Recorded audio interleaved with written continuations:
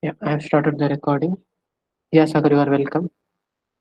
So now you all can see my screen, right? And also there's no issue in my audio, right? So if you give me acknowledgement, I'll begin today's class.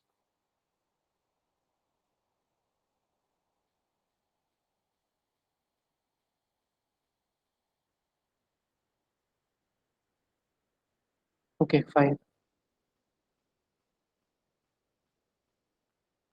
Yeah, okay. Thank you. Thank you for the acknowledgement. Now, okay, fine. I'll start today's class and first let me disable the chat section. Um, Today is our day 8, right? So let me create a new folder named day 8. And inside this folder, I am going to open VS Code.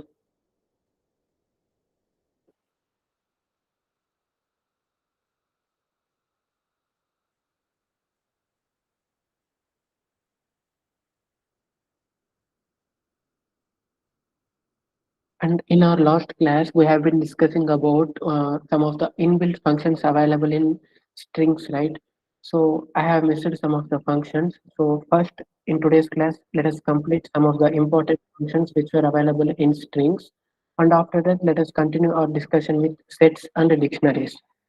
So let me create here a file named as string functions. In our previous class, we have seen that there are a lot of functions in strings like is upper, is lower. First, let me select my interpreter and let me open that GitHub link so that I can show you what are the topics which we have discussed in last class. On day 7, string functions.py. So now we know that we can perform indexing and slicing in strings, and after that we can use concatenation operator. I mean plus operator for performing concatenation in strings, which will basically add two strings. And after that we have seen that there are functions like upper, lower, title, and we have clearly discussed that what is the use of each and every function. And we have seen count, end set, start set. So basically we have discussed some of the interesting functions in strings. Now let me show you some of the other functions which are available. So we have discussed about is alpha, is numeric, is all them. So here, so no one is in waiting room. Fine. So first, let me declare here a string called s, and the name of the string Python is easy language. This is basically a sentence. And in Python, we consider characters or words or sentences as strings. That's common. And also we know that we can declare a string using single quotes or double quotes or triple quotes. You know this, right? I can use triple quotes also here for declaring strings. Triple quotes is nothing but typing a single quote three times at the beginning and also at the end. So I can use this triple quotes also in Python programming language for declaring strings. So not a big deal. We know that we can use either single quote or double quotes, or even we can use triple quotes. So triple quotes means nothing but typing single quotes three times. So fine, I have declared a string here. So first, there is one more function called s dot is upper. So this is upper function will return true if all the characters present inside this string are in uppercase or capital letters. See here, all the characters present inside this string is are in lowercase.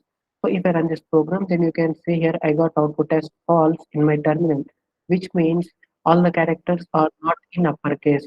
So even if a single character is in lowercase means then also I will get false only. Let me show you Python. So here n is in lowercase. If I run this program, you can see here again I got output as false.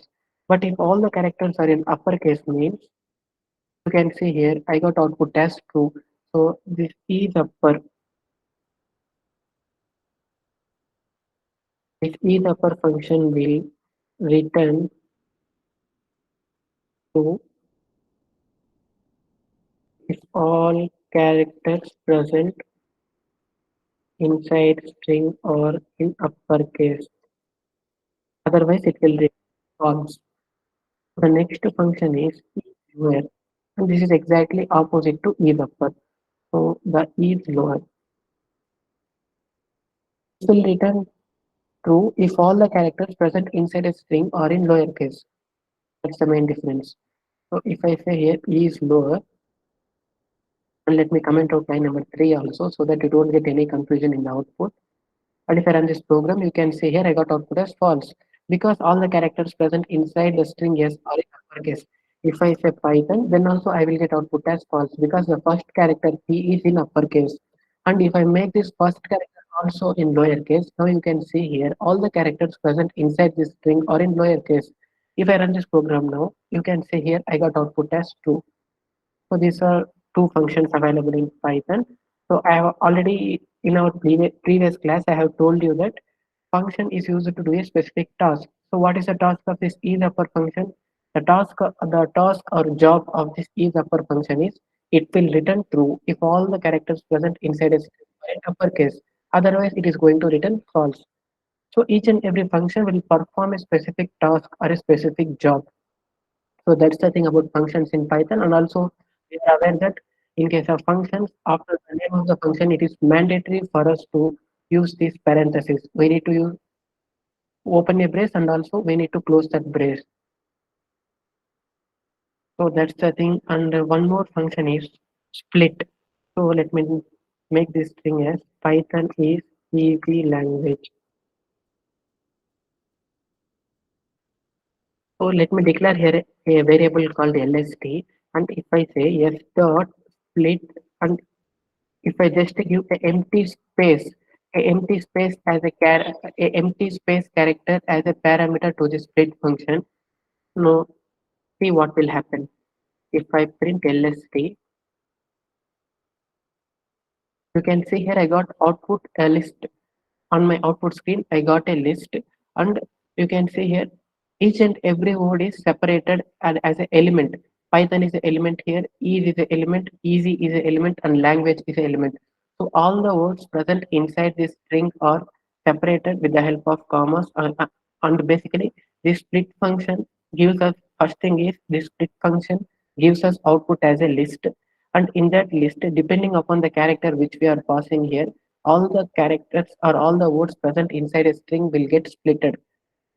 So the name itself defines split, which is going to split some of the words in my string. So exactly what is this function splitting?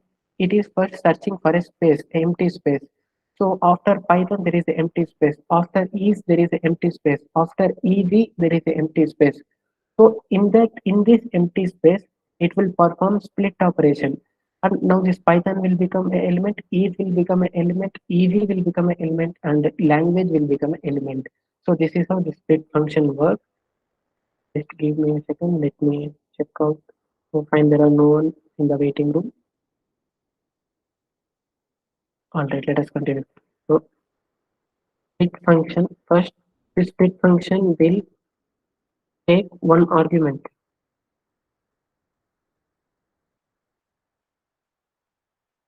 What is the argument? Here I am passing an empty character, right? That is considered as an argument. Similarly, while discussing about, let me show find function, I am passing a character.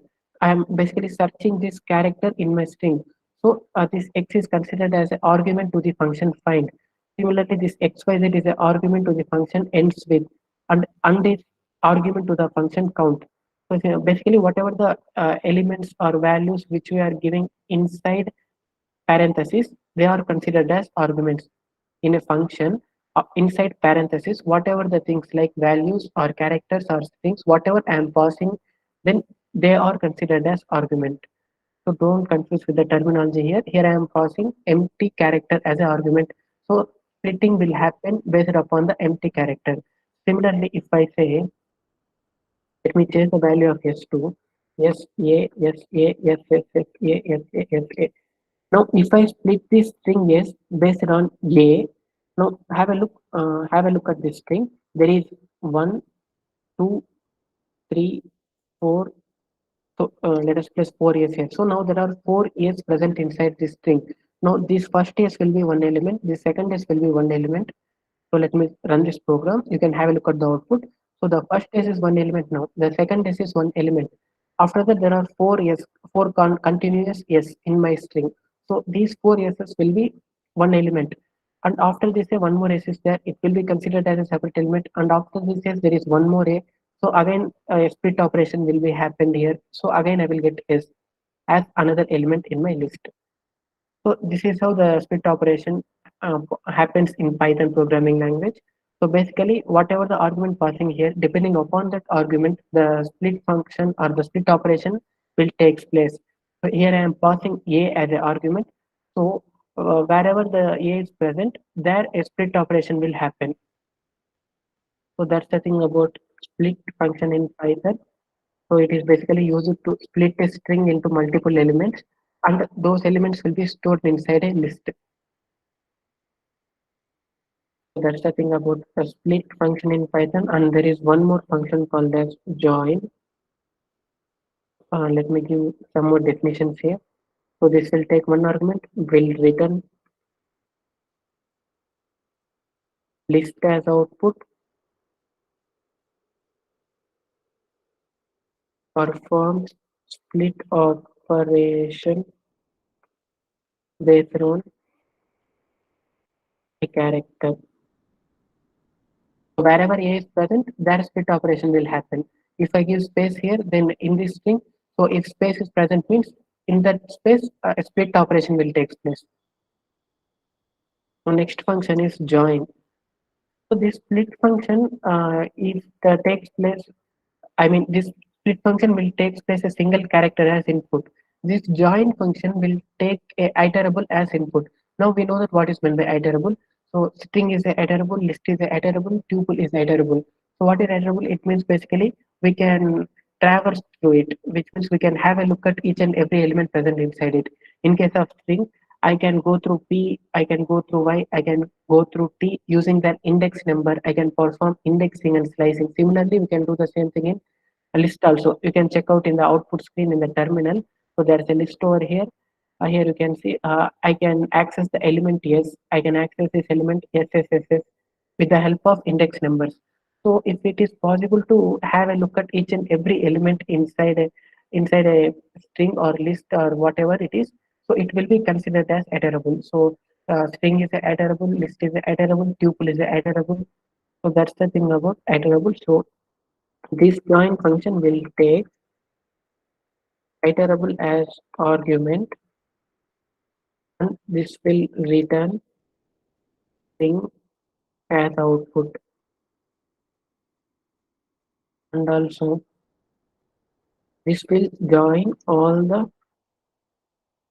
elements in a iterable. Iterable means nothing but here a list or tuple. So so here let me use a new list here. So let me declare a variable called lst, and inside this lst, Python is a string, easy is a string, language is a string. Now, if I say, well, let me declare one more new string here. The variable name is new yes, which means new string, and join. First, let me explain it clearly like this. So here I am declaring an empty string to this variable new yes. So basically, in this variable new yes, an empty string is stored inside this variable new yes. If I say print new yes dot join lst, I have told you that this join function will take a list or a iterable as argument. Here I am passing a character as argument. So if I give iterable as argument, then all the elements present inside this iterable will get appended to this new string. So here basically there is an empty string. This new is an empty string. If I run this program, you can see here I got output as Python easy language. So there are no spaces here, nothing. So that's the thing about join function. This will perform join operation. Split will perform split operation. It will split elements inside a list based upon some character like a space or a special character like that. And this join function will perform concatenation operation. or it will append all the characters or all the elements which are present inside a iterable. I can use tuple also here. I won't get any kind of error if I run this program once again. Then you can see here I got the same output. So as there are no space in between after each and every element in this list, so here Python is an element, EC is an element. So after Python there is no empty space like this. If I give empty space here like this, then in my output also I will get space here like Python easy language like this. So if there is no space here means I won't get any space in output also. So basically it is performing concatenation operation. But one more interesting thing here. So in this new is instead of giving an empty string, if I give a space here and if I run this program once again, then you can see here after each and every element in the list, I got a space. Not only space, if I give some special character like this, then you can see here if I run this program once again, then after each and every element, I am getting this special character. So that's the thing about join function. You need to remember this because that's how this join function works in Python. So this Python interpreter will take a iterable as an input argument and it will perform concatenation operation of all the elements. So first Python will get added to new string. So there is a special character inside it. After that, a special character will come and after that easy will get added to the new string and after that again the special character will come and after that finally language will get added to the new string. So if there is no special character or no space means all the elements will be added without any spaces or special characters.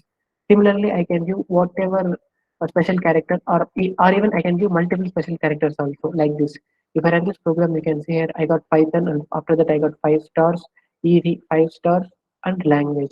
Not only special characters I can say if I say here like hi, and if I run this program once again, then you can see here I got output as Python hi, easy hi, language hi. Because this is how the join function works in Python. You should remember this. Uh, all you need to remember is first thing is it will take an iterable as an argument. You are not allowed to pass a number like here. If I say join for, you can see here I got an error. Can only take an iterable. Have a look at this error carefully. Type error can only join an iterable. You are passing an integer here.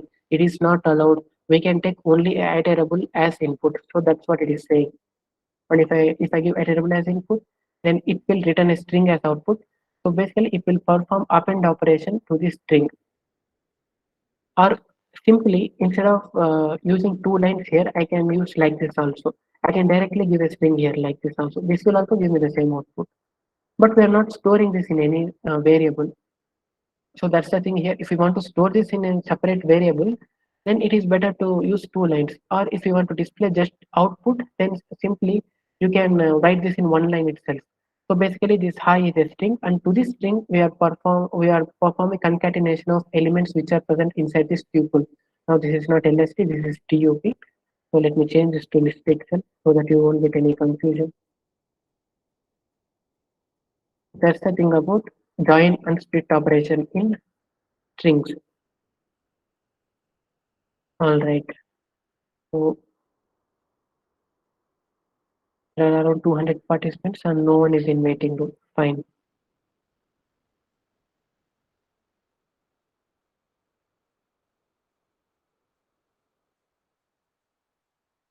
Let me create here one more file called as list tup functions.py. There are two more interesting functions which we can perform on list and tuples in Python. Let me show you those. So first let me declare here a list and inside this list I am going to give some of the random numbers. These are some of the random numbers present inside my list. And there is a function called as max in Python. This is a built-in function, so you don't need to declare. So this max function will return the maximum or largest number present inside a list or tuple. So if I say print max of LST, so this max function will take a variable as input argument. So if I run this program, then you can see here I got output as 800, which means 800 is the largest number present inside this list. If I make this line as 900, And if I run this program again, then you can see here I got output as 900, which means 900 is the largest element present inside this list.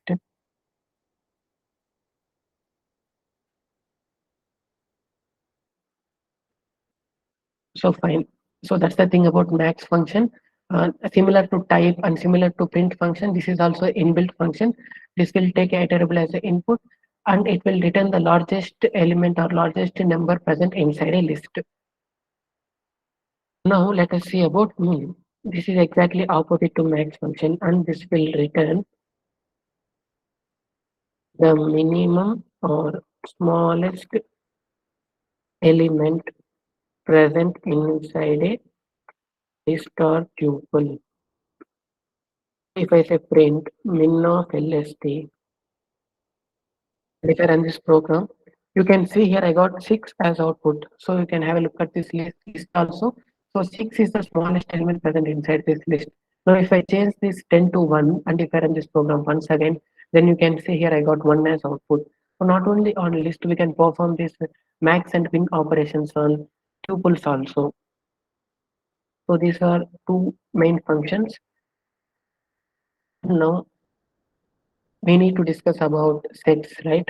So let me create here a file called as sets.py. So these are two important functions which we can use. So basically we use these functions a lot while doing real-time problems. And also we use these string functions like join and split. We use these two functions a lot. So I hope you all understood these two functions. And now let us discuss about sets. So first, why do we need sets? We have lists, we have tuples. If we want to store multiple elements, then we can use either list or tuples. And if we want a immutable iterable, like if I don't want to make any changes after declaring it, then I can use tuples. If I want to change the elements present inside a iterable a lot of times in my program, then I can use list. So we have seen a lot of functions available in list and tuples. We have discussed about functions like extend, append, count, index, find, etc. So the point is we have this list and tuple set. Then again, why do we need sets? So there is some main difference between list tuples and sets. We know that lists are mutable, which means we can change the contents present inside a list. Similarly, tuples are immutable, which means we are not allowed to perform any changes after declaring a tuple. So I hope you all are listening to my words carefully. So just concentrate for a few more minutes. That's it. If you are concentrating properly means then you can easily understand all these things. So now let us see what is the major difference between lists and sets. Now here sets, in sets, we are not allowed to perform indexing and slicing. So now you might have understood. We are not allowed to perform indexing and slicing operations on sets. Why? In case of list, our Python interpreter, let me show this list here. So this is a list, right? In this list LST, there are some elements present. So all these elements are stored in contiguous memory locations in my memory. So what is meant by contiguous memory locations? So for example, while running this program, my Python interpreter will store all these elements present inside this list in a memory, right? So if it is present in memory only, then only we are allowed to access this list in the rest of program. So it is important to store all the values in memory. So not only in distant tuples, in case of int, float, boolean, and strings also, while assigning value to a variable, then that value will be stored in some memory location. So in case of list also, all these elements will be stored in contiguous memory locations. So what is meant by contiguous here? So for example, if one is stored in memory location, let me write this. So if one element is stored in memory location 1001, so these are some of the random names. I am giving these names to the memory locations. And then 2 will store in 1004. Similarly, it's not 2, it's 20, right? So 20 and 50 will be stored in memory location 1008 and 800 will be stored in memory location 1012 900 will be stored in memory location 1016. So like this, it will keep on going. So there is some. So all these memory locations, all these elements are stored in memory after each other. So first element is stored at 1001, second element is 1004, or else you can say 1002 also, 3 also, 4 and 5 for clear understanding. So all these elements are stored next to each other or adjacent to each other. After 120 is stored, after 2050 is stored, after 5800 is stored, like this. So as all these elements are stored adjacent to each other or contiguous to each other, then we can perform indexing and slicing. So if I say if I say LST of 0, then element present at index number 0 will be returned to my output screen. Similarly, I can access 20 using its index number 1. For 50, index number is 3. For 800, index number is 4. So as all these elements are stored next to each other, I can easily access them with the help of index numbers. This is how internally the elements present inside a list are stored in Python memory.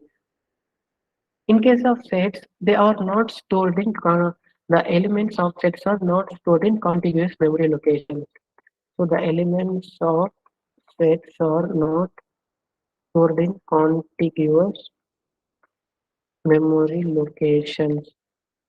So as these elements are not stored next to each other or adjacent to each other, or they are not stored in contiguous memory locations, we are not allowed to access the elements using index numbers, and also we cannot perform slicing. So, so the first thing which you need to remember is we are not allowed to perform indexing and slicing in sets.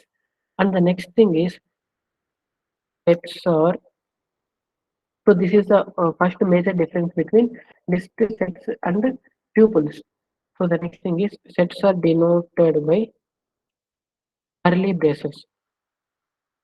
So we use these curly braces to denote a set. In mathematics also, in our childhood, we have studied about sets that we can perform operations like union, intersection, etc. So there also we use these curly braces to denote a set.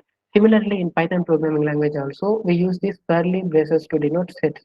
We use square braces to denote list, parentheses to denote tuples, and curly braces to denote set. So let me declare a set here, and the name of this set is yes. And let me give some random elements like 1, 5, 4, 7, 9. And also one more thing, these sets are also heterogeneous. I can store strings also here.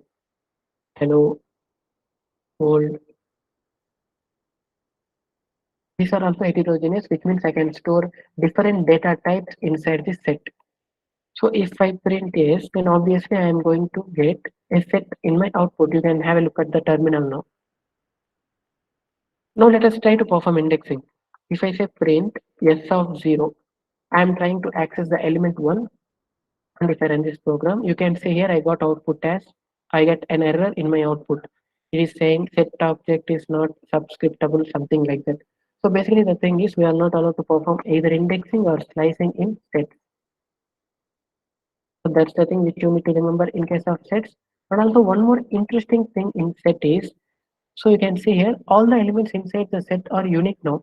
If I perform any repetition like this, and if I use 1 again, 5 again, 7 again.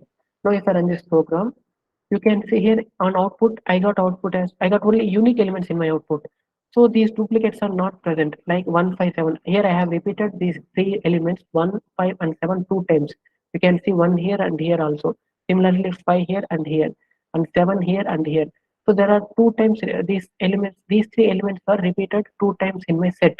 But if I run this program, you can see here on output screen, I got only unique elements. There is no repetition over here.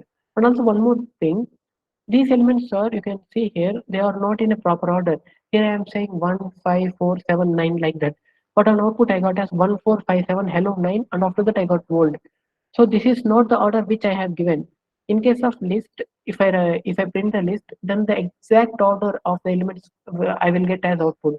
So I will get output in exact order only. After 1 I will get 20 only, and after 20 I will get 50 only. The order won't get changed. The elements won't get shuffled in case of list and tuples. In case of sets, you can see here all the elements are shuffling automatically. So why is this happening? Because the same reason, the elements are not stored next to each other. The elements are not stored in contiguous memory locations. They are stored in some random places. So in case of list and tuple, the elements are stored exactly next to each other. That's why we are able to access the elements, and also these elements will get printed exactly in the same order as which I give. In case of sets, it is not possible because elements inside a set are stored in some random memory locations. So that's why we are not allowed to perform indexing and slicing. And also, uh, if I try to print a set, then I will basically all the elements present inside my set will be automatically get shuffled. So they will not be. I won't get output in the same order. So that's the thing which I want to explain in sets. There are a lot of functions like built-in functions available in sets. I can perform print max operation here. Like I say, print max of yes, and this program you can see here.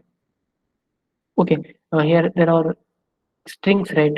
It is we are not allowed to perform this max and min functions if on heterogeneous iterables. Like if I run this program, then you can see here I got correct output. Previously, here there are two strings present, which are hello and world. So basically, we cannot compare, we cannot find maximum element if the strings are present, right? So I need to make sure that there are only numbers present inside my list or tuple or set. So if I run this program, you can see here I got 9 as output because 9 is the largest element in my set. Similarly, if I say min of yes, I will get output as 1 because 1 is the smallest element present in my set.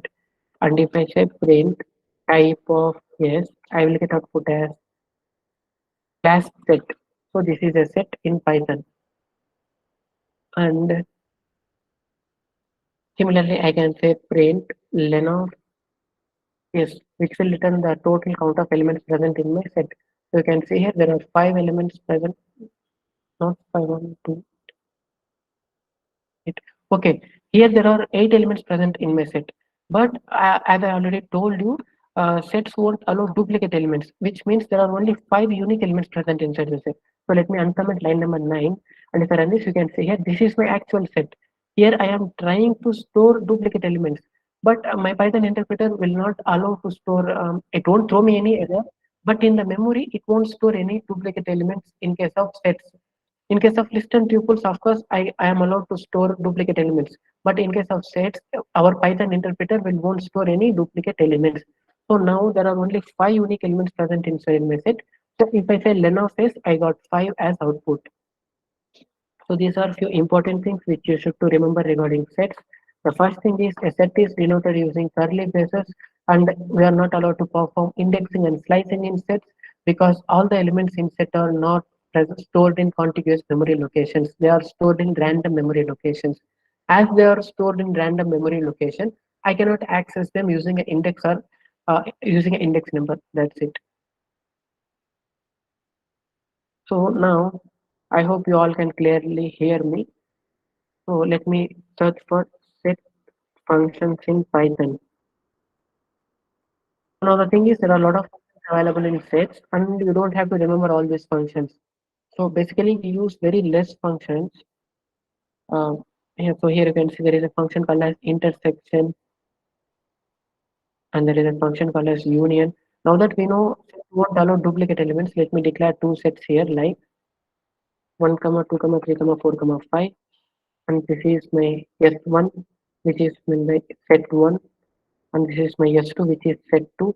And here I am having elements like 4 comma 5 comma 6 comma 7 comma 8 comma 9. Let me delete the elements which are present in the beginning. So you can see here, here 5 is common element in these two sets. So let us perform union operation on these two sets. Now I am going to perform union operation on these two sets. So here if I say print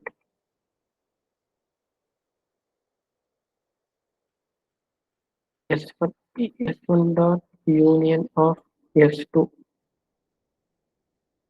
So here I am performing union operation, and we know that union is a built-in function for sets in Python, And then I know that the after function name, it is mandatory to use parenthesis, and inside this parenthesis, this union function will take another set.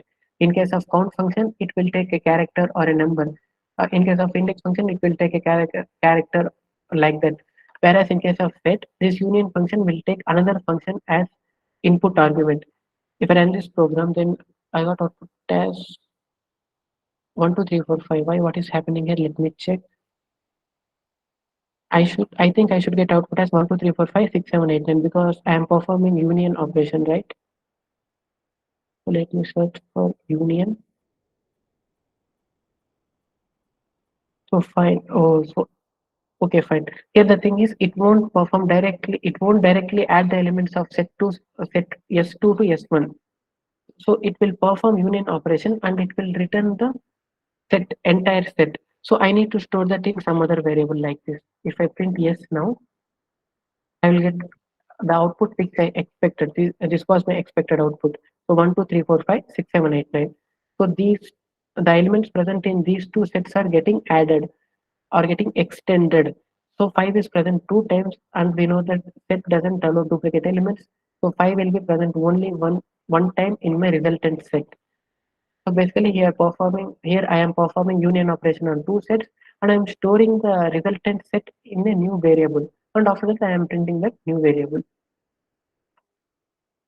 So here let me show you one more thing.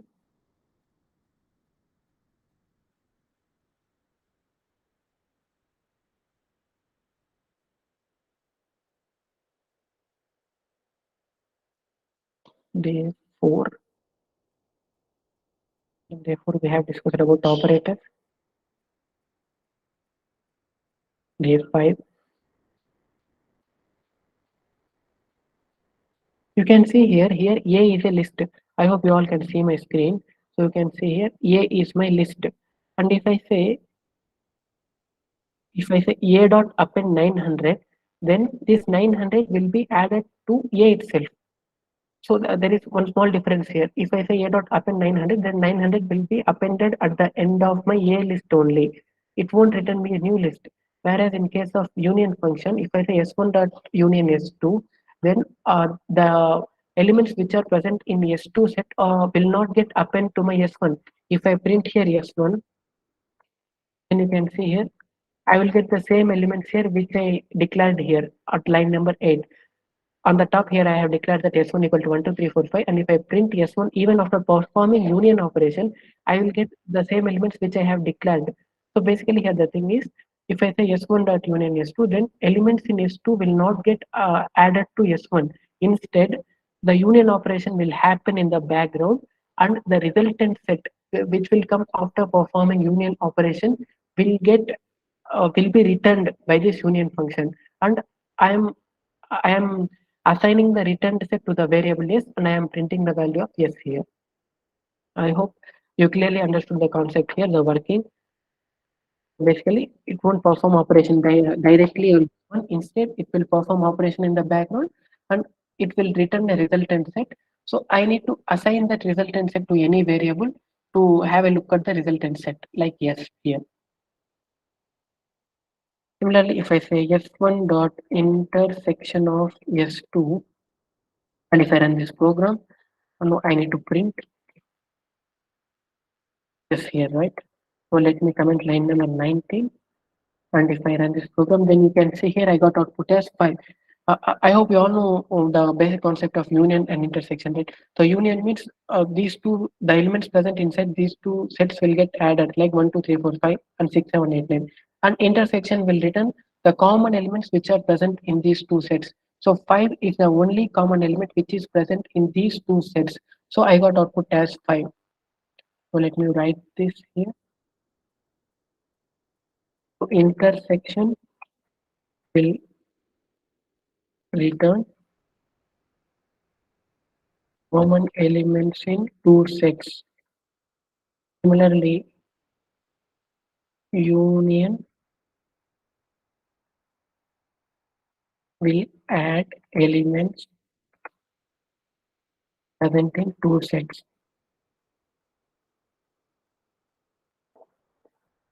That's the thing about intersection and union. These are two major operations which we perform on sets. And apart from these two functions, we have a lot of functions here. We can say here like discord difference, returns a set containing difference between two or more sets. So let us try this difference. So the thing is here, even I don't know all of these functions. And also you don't have to learn all of these functions, but if you are getting any requirement, then you need to search in Google like what are the functions available in set, and you need to go through these functions, and you need to think whether is it possible for me to use this specific function to fulfill my requirement. So that's what you think. It's up to you. So this programming is entirely about thinking only. We need to analyze the problem, we need to understand the problem. After that, we need to analyze the problem, and we should try how we can solve. First, we need to we should have a basic approach in our mind, like how can we solve this. So we are going to learn all these things in upcoming classes. So here I am unable to explain these concepts with real-time examples because after sets and dictionaries, we are going to learn about conditional statements, and after that, we are going to discuss about loops. And while discussing about conditional statements and loops, I am going to give you some real-time examples. These data types, these list tuple sets and dictionaries are data types only, right? So while teaching data types, it is not possible to give real-time examples. So basically, data types are type of data which is stored in a variable, and there are different types of data available like integers, strings, decimal numbers, floating point numbers, etc. like that. So you should learn these things. So it is not possible to teach these things with some real-time examples. So if you are aware of all these things, then while discussing about conditional statements and loops, we are going to use all these concepts, and there we can understand those concepts with the help of real-time examples. There you will get to know why we are learning list and why we are learning tuples and why we are learning sets. So first learn these basic things, and after that in upcoming concepts, we are going to discuss a lot of real-time problems. So there is subset called E subset. Returns further analysis. Okay, let us try this E subset. So let me copy these two sets to the down, and let me paste this here. Here, let me change the elements to 2, 3, 5. And if I say print S1 dot E subset of S2, then I am expecting true as output. But let us see. I got false. So fine, I should say S2 dot subset of S1. Now I think 2 will come. Yeah, I got 2 as output. So here I am checking whether S2, this set S2 is subset of S1, which means all the elements present inside S2 should be present in S1 also. So you can see here there are 3 elements 2, 3, 5, and these 3 elements are present in S1. So that's why I got output as true. If I say S1 dot subset of S2, now we can see here the elements present in S1 are 1, 2, 3, 4, 5, and in S2 we don't have 1 and 5. So I will get output as false. So this is concept of subset, right? So we are checking whether S2 is subset of S1 or not. Subset means the elements present in S2, all these elements should be present in S1. Then I will get output as true. So here basically S1 is called as superset and S2 is called as subset because S1 has more elements and S2 has less elements. So all the elements present in S2 are present in S1. So S1 is superset of S2 and S2 is subset of S1. So here let me write that S1 is superset of S2 and S2 is subset of S1. So that's the thing about subset and superset. Each subset will return true if all the elements present in the argument like S2, if all the elements present in S2 are available in S1 also. Otherwise, it will return false. You can clearly understand this concept by looking at the two sets. You can see here 2, 3, 5. The elements in S2 are of course present in S1. So I will get output S2. That's it. Now let us discuss about pop. So if I say S1 dot pop and if I print S1, let us see what output will I get. When I don't know. So let me comment line number 30. And if I run this program, you can see I got outputs 2, 3, 4, 5. Let me run this program once again. 2, 3, 4, 5, 6, 7. So basically, in list, we know that the pop element will delete the last element from the list. And in case of sets, it is deleting the first element from the set. Let's discuss in detail. So if I say fruits.pop, and it won't take any parameter. We know that the pop function will not take any arguments inside it. Like each subset is taking a set as argument. Like that, pop function will not take any arguments. It will be empty parenthesis only.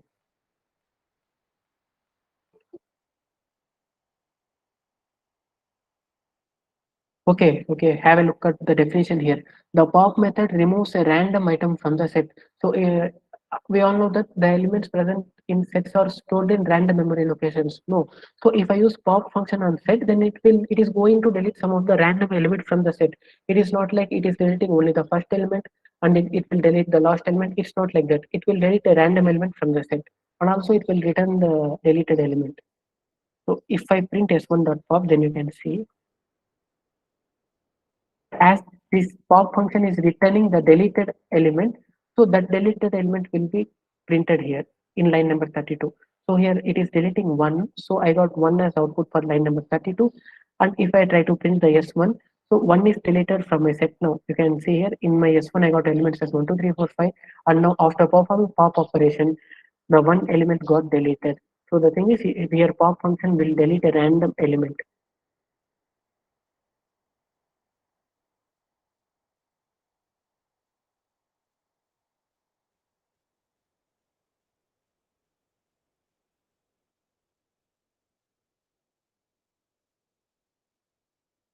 So that's the thing about pop function.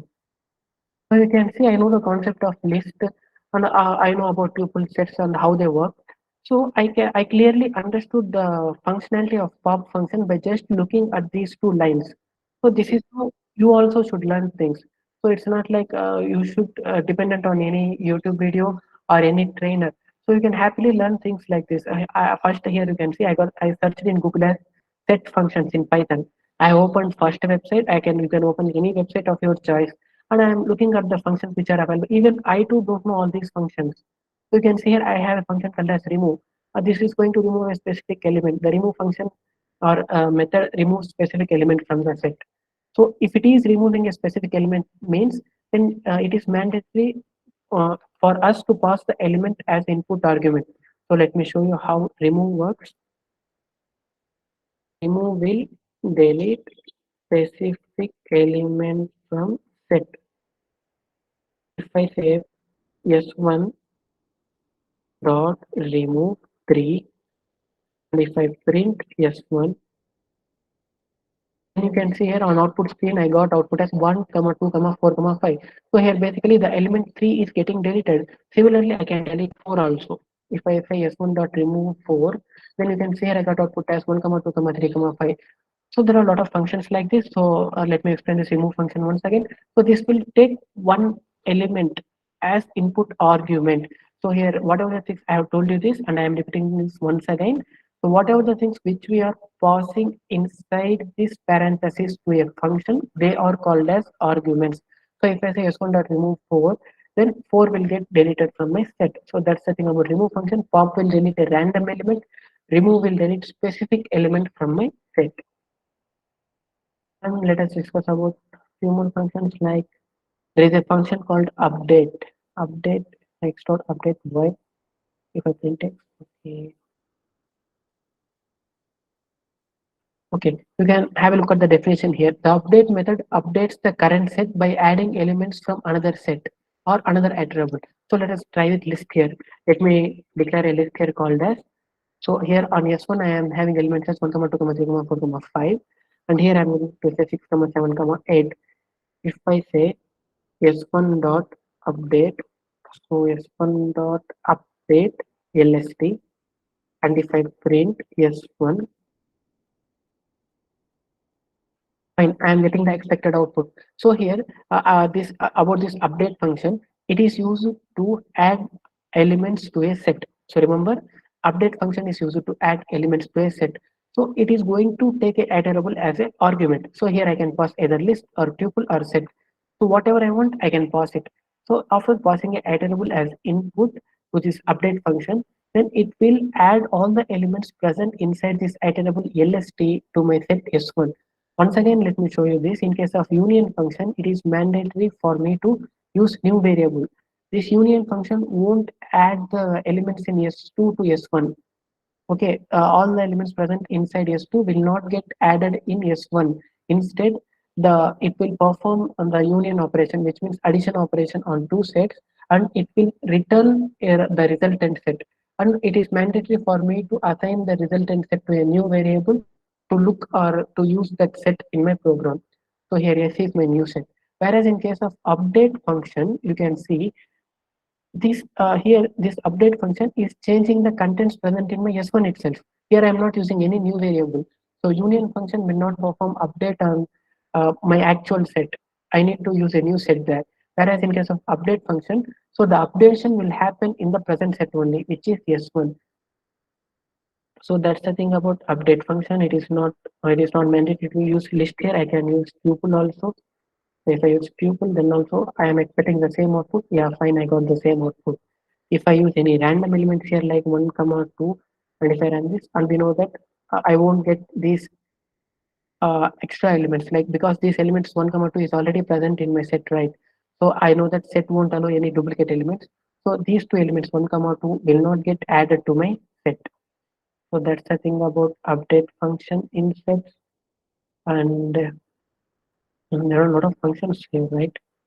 So there is a function called add. This add function will add single element to the list. So you can see this. This add function, this is adding a single element to the list. So this is your today's task or assignment, whatever you want, you can consider it. This is your task or assignment. You need to practice the remaining functions like add, you practice clear. This clear function is going to delete all the elements from the list. Check this once, and after that, work on difference. So this difference function will return the set containing difference between two sets. So this is exactly opposite to intersection. I will explain this difference function. But today you have to practice add and clear. You have to practice these two functions. And there is a function called as discard. This is also going to remove a specific item. And we have just seen that remove function also removes a specified element.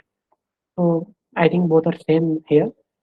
So we have discussed about important is we have discussed about is subset, and there is a function called as is disjoint returns two sets have an returns whether the two sets have a intersection or not.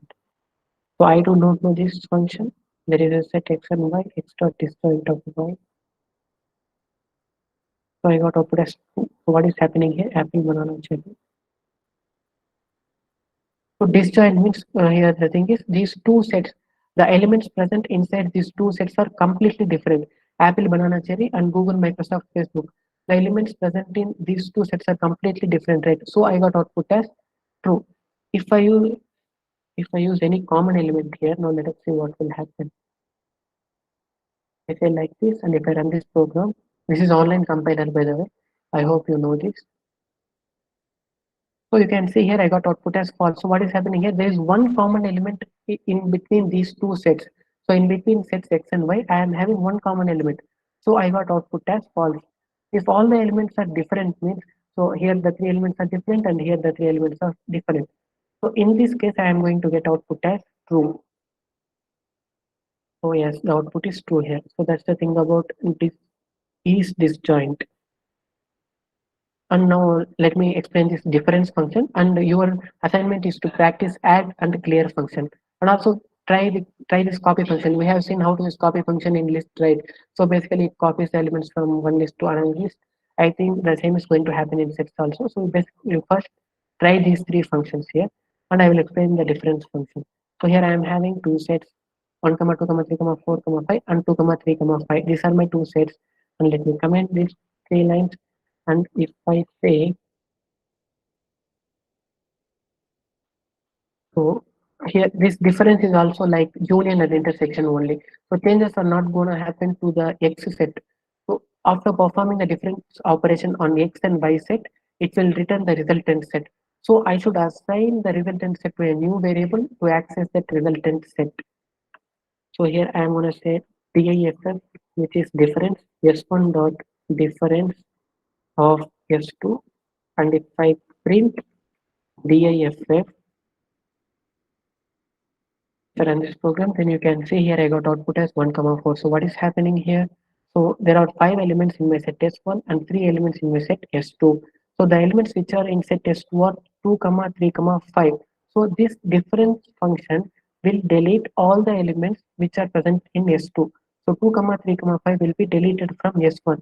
And after removing all the elements which are present in S2, then it will return a set, and that set I am assigning that resultant set to diff variable. I am printing that diff variable. So after deleting 2 comma 3 comma 5, I have only 1 and 4 left in my set.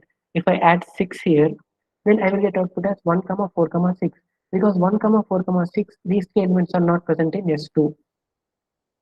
You can see here I got output as 1 comma 4 comma 6. So what is happening in difference function? So here in difference function, the elements which are not present in S2 will be returned. So we can have a look at the difference between set context. So here he is simply saying that this method or this function returns a set that contain difference between two sets, meaning the return set contains items that exist only in the first set but not in both sets. So here what is my first set? S1, and what is my next set or second set? S2. So here it will return only the elements which are present in S1. It won't return the elements which are present in S2. So what are the elements which are present in S1 and not present in S2? 1 comma 4 comma 6, because 2 comma 3 comma 5 are present in S1 and S2. So that's the thing about difference function. You can use this website. I think I haven't used this website so far. Just now I'm looking at this website, and I think this website is really great to learn programming. So these are the concepts which are available in sets. I hope you clearly understood. I am going to enable the chat section. If you have any doubts, now you can ask me regarding functions in strings. And after that, we have seen about min and max function. And after that, we have discussed the concept of sets. Now, if you have any doubts, you can text me.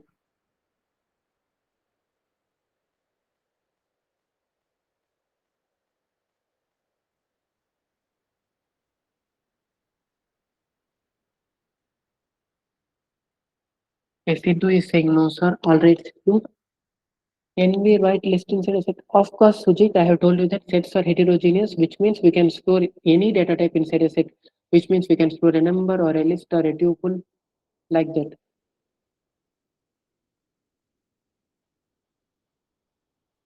Can we access min and max elements at a time?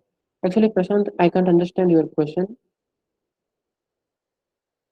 Of course, we can access min and max elements, right? Or here, in 2 lines, I can perform min and max operations. So here, you can see here, if I say print min of LST, it will return me the smallest element. If I say print max of LST, it is going to return me the largest element from the list or set or tuple, whatever it is. Once explain length function. Ramgaran length function is nothing but, so first let me answer to these questions. After that, I am going to enable the chat section. So first, Sudhit is asking, can we write list inside a set? So of course we can do that. So this is my set, right? Here I can say 1 comma hello comma like this, and also I can use a tuple here 1 comma 2, and also I can use boolean values like this. And if I print yes1, then you can see here. So I think it is not possible to store list inside set. Great, I don't know that so far. I thought it is possible, but let me check with strings once. Hello, and if I run this program, let me comment these 2 lines.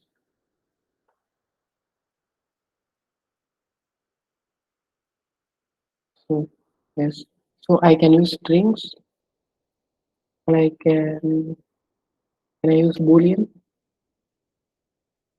Yes. So here I am using boolean, but with the fonts, why true is not allowed?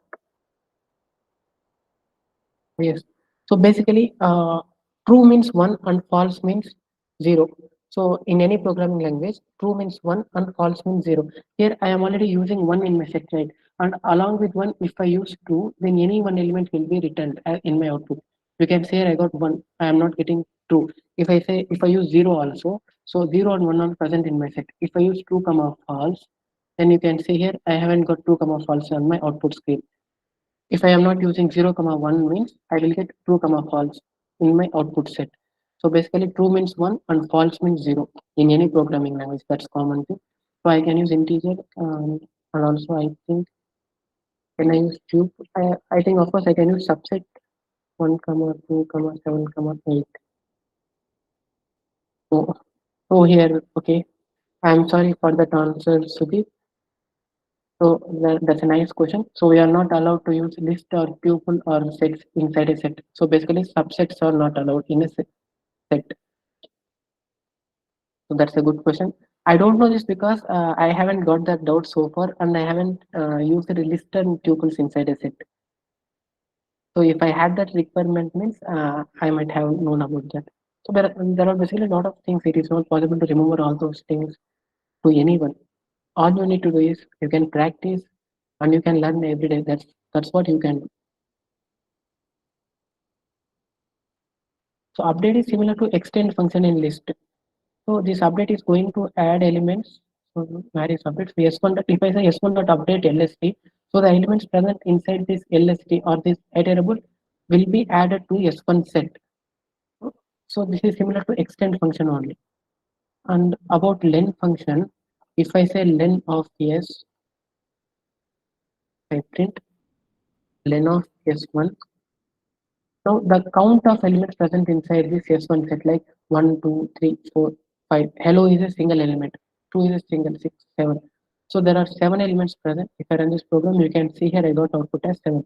So that's the thing about length function. It will return the count of elements present inside a set or list or tuple.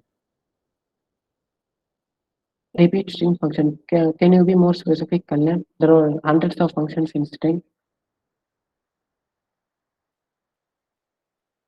In joint function, can we add joint numbers also, sir? So Dhanasekar is asking this question.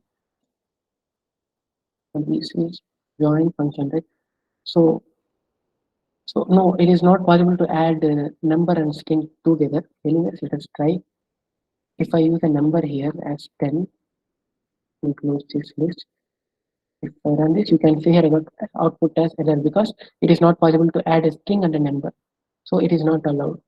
We cannot add integers along with strings. Here, if I say print 10 comma hello, I will get output as error because this hello is a string and 10 is an int number. So we are not allowed to perform addition operation on string and a number. So I got error as output. We can perform addition on two strings. If I say hi, hello, then I will get output as hi, hello. There's no issue in adding two strings. And we can also add two numbers, but it is not possible to add a number and a string in Python. And also,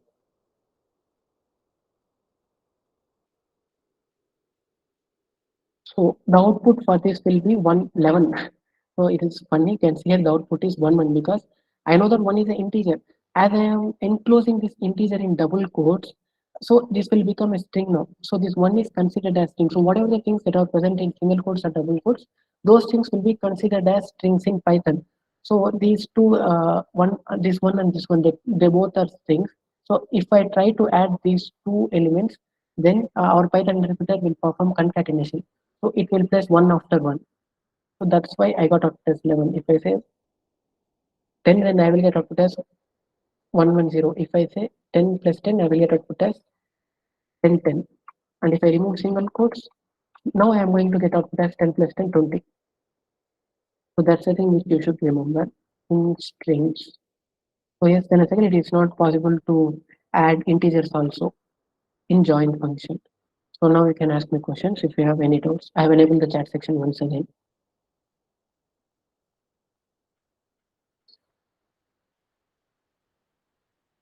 So Dhanasekar, the reason is because we cannot perform addition on of integer and number and string. So that's the reason. No, Amulya, we have just seen that we are not allowed to use list and tuple or even set inside a set. So we can use tuples inside tuples. We can use list inside tuple. Similarly, we can use list inside a list, tuple inside a list. But in case of sets, we are not allowed to use tuple or list or even sets. Yes, Arun Kumar, that's a nice note. Java is an object-oriented programming language, right? So it is mandatory to create a class and a method first. So as it is object-oriented programming language, it is not possible to run a program without creating a class. In case of Python, our Python is a functional come object-oriented programming language. We can create class and methods here also, but it is not mandatory. We can perform basic functional programming like C also. So without creating any main method or without creating any class, we can directly execute our code. So that's why it is not mandatory to use main method in Python. So the thing is, Java and Python, they both are completely different.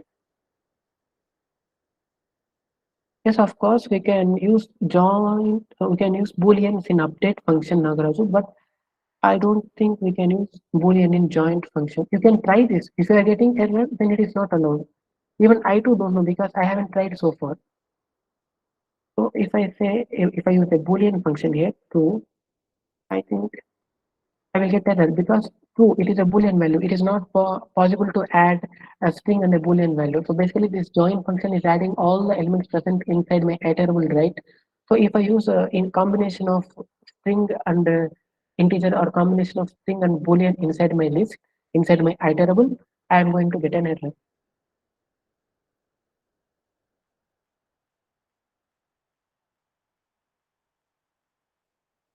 Sujit, I haven't shown multi comment so far. Fine, I will explain you how multi-comments work in Python. Now itself I will explain. So again, so yes, Ramkiran, I have explained about join function, and so yes, booleans are not allowed in join function. Now I will explain about multi-line comments. Lakshmi is asking, so telling me the difference between tuple and list. I have told you multiple times. Lists are mutable, which means after declaring a list, I am allowed to change the contents present inside a list. Like I can remove an element, I can add an element. Whereas in case of tuples, after declaring a tuple to a variable, I am not allowed to change the contents present inside a tuple. Like it is not possible for me to remove an element from a tuple or add a new element to an existing tuple. So that's the main difference between tuple and list, and also tuples are denoted by parentheses and list are denoted by square braces.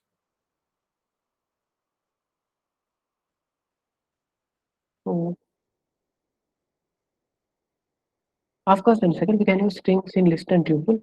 I have shown that, right? We have discussed this on entire day. We have discussed about list only. You can check out the recorded session also. Once again, explain iteration. Ramkiran, don't worry about iteration. While discussing about loops, we are going to discuss about iteration. So you don't have to worry about iteration. No? At that time, I'm going to clearly explain you about iteration and all those things. So multi-line comments. So here I want to comment out from line number 2 to line number 6. So in case of single line comments, I know that I can use this hash symbol. If I use this hash symbol, so this line number 2 will be commented. So this won't get executed by my Python interpreter. I know this, right? And we all know this. So now here my requirement is I need to comment out from line number 2 to line number 6. So instead of placing hash before each and every line, I can simply use multi-line comments. So with the help of hash, we can comment a single line. So in case if we want to perform multi-line comment, then we need to use triple quotes in Python. In Java and in C, it is totally different. Don't compare Java and C with Python. So in case of Python, we use triple quotes. We need to start triple quotes at one line and we need to end triple quotes in one line. So basically from line number 2 to line number 8, all the lines will get commented. So I won't get any error now. And also, so from line number 2 to line number 8, no line is going to execute now. If I run this program, you can see here I haven't got any error. So in case of Python, we use triple quotes as triple quotes to using multi-line comments. So for multi-line commenting, we use triple quotes. So triple quote is nothing but I am repeating once again. We need to type the single quote 3 times. So that's how we can do multi-line commenting in Python. And I have enabled the chat section once again.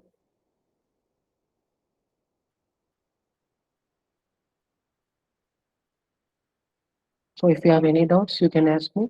So the time is already 8:30, and if you don't have doubts, you can leave the class. I'm going to stop the recording now. And if you have doubts, you can ask me now.